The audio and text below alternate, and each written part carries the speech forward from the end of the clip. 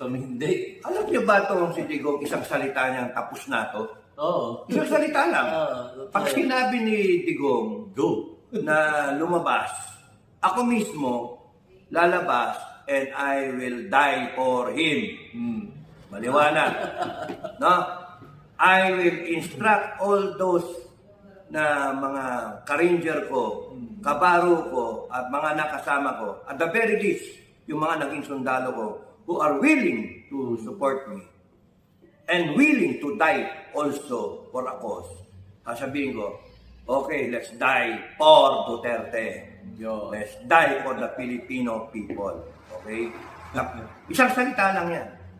Abi, pasalamat kayo at hindi nagsasalita yung tao.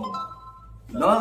He's trying to, sa tingin ko, ang basa ko dito, he's trying to swim along